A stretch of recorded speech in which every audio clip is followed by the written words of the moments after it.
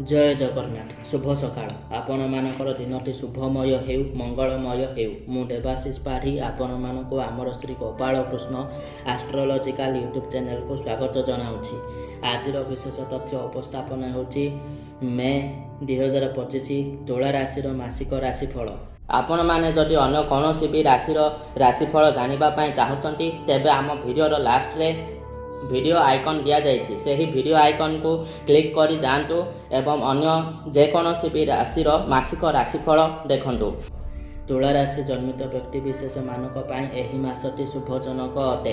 गोचर प्रकार ग्रहावस्थिति किछि एहिभଳି अछि। आपणकर जन्म लग्न रे चंद्र लग्न ठार पंचम भाव रे राहु शुक्र शनि बुध एवं सप्तम भाव रे रवि नवम भाव रे बृहस्पति दशम भाव रे मंगल एवं द्वादश रे केतु एहिभଳି भाव रे नवग्रह गोचर बा प्रेजेंट प्लानेटरी पोजिशन अनुसार वर्तमान अछंती एवं सही अनुसार आपन को कौन फलाफल प्राप्त हेब आसतु से उपरे आलोचना करिबा।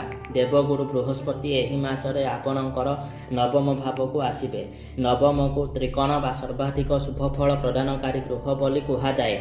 तेणु एही समय रे भाग्य आपणकर साथी हेब।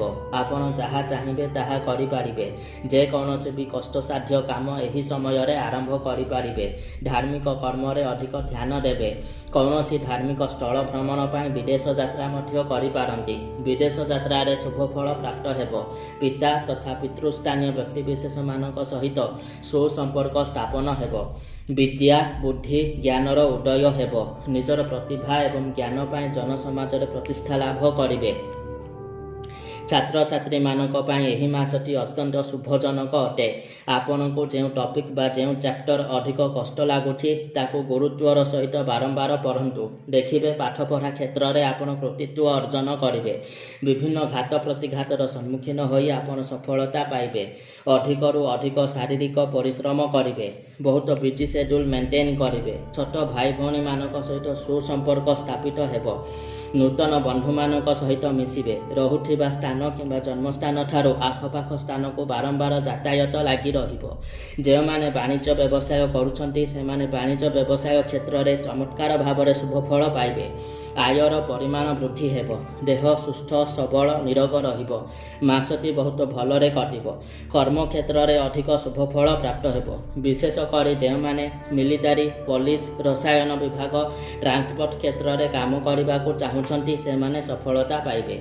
अविवाहित पुओ एवं झील मैंने निज मनपसंदर जीवन साथी सहित विवाह बंधन में बांधी हेबे। निसंतान दंपति माने ज्ञानी गुणी मेधावी संतानर जनक जननी हेबार सुजोग पाइबे। नूतन जानवाहन क्रय करिपारंती। जे माने बहुत दिन धरी विदेश रे रही कर्म क्षेत्र में व्यस्त थिले घर को फेरी पारु नथिले वर्तमान घर को फेरी परिवार सहित खुशी रे समय अतिबाहित करिवार सुजोग पाइबे।